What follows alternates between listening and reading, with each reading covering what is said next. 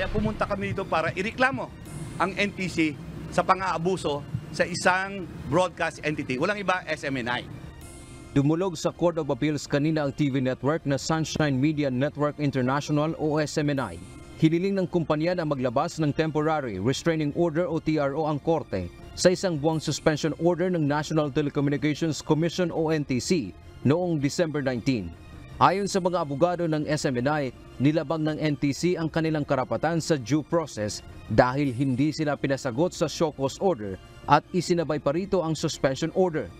Hindi pa tayo pinagbigyan ng pagkakataon na sagutin yung mga allegation. In the very first place, wala pang allegation, wala pang complaint. Mahirapan kami sumagot sa mga allegation na wala naman dyan.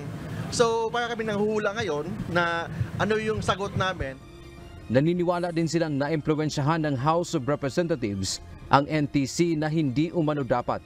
Ang NTC ay mayroong sariling kapangyarihan o quasi-judicial function kaya hindi ito dapat magpapadikta sa legislative branch. Yung pag-influensya ng House of Representatives to the NTC is in violation ng ating saligang batas, lalo na yung principle of separation of power. Separation of power, it means the NTC is part of the Executive Department, hindi sila dapat diktahan ng House of Representatives, and that is the Legislative Department of our government. Dagdag pa ni Attorney Rolex Suplico, isa sa mga legal counsel ng SMNI, isinuko ng NTC ang kapangyarihan nito sa Kamara at mayroong chilling effect o magdudulot ng takot ang ginawa nito. Maaari kasi anyang mangyayari ang ginawa nito sa iba pang network o media outlet.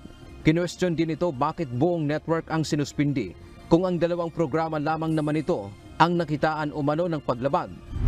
Ang pagsuspindi sa SMNI ay nag-ugat sa umano'y paglabag ng kumpanya sa mga panuntunan ng kanilang prangkisa na ibinigay ng Kongreso noong 2019. Diba dapat ang kasalanan ni Pedro kay Pedro lang?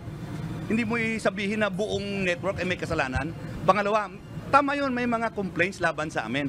Di ba, pag nagsampa ka ng complaint, allegation lang yon, wala pang pruebas.